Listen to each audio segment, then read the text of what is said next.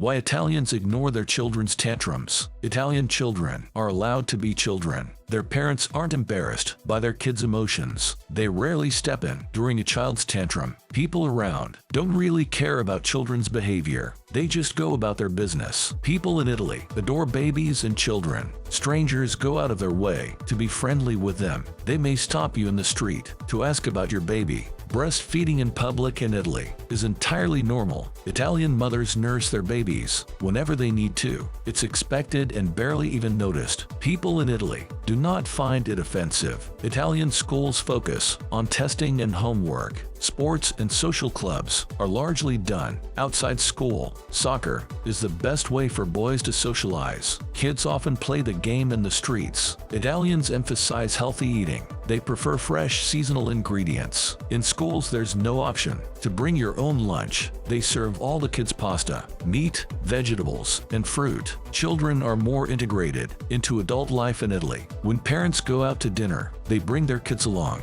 Sleep schedules and routines don't exist in Italy. Italian families tend to eat late. Meals can take 2 or 3 hours, so children end up going to bed even later. They eat at 8 or so and go to bed around 10 p.m. You'll see kids at restaurants late into the evening. It's not uncommon to see kids asleep at the table. They can sleep in their parents' lap while the adults talk. Kids are allowed to wander around the restaurant. They may sit on a stranger's lap for a while. That person probably won't care. Italians do not worry about their children making a scene. They expect and embrace it. Children are nigh on idolized in Italy. However, the country isn't set up for kids. There is no child-friendly menu. There is a lack of changing facilities in restaurants, but you can change a diaper on a back table. There's less infrastructure around children in Italy. Babysitting isn't common there. Italians tend to stay in the place where they grew up, so extended families live close together. Grandparents often take care of their grandkids. It's traditional to name children after a grandparent. Italian women usually keep their maiden names. The kids take their father's last name. Gender roles feel strict in Italy. Mama's boys are a real phenomenon there.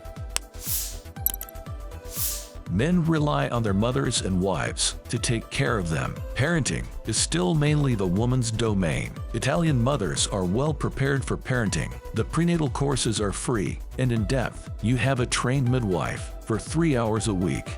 You can ask her about birth, breastfeeding, and labor.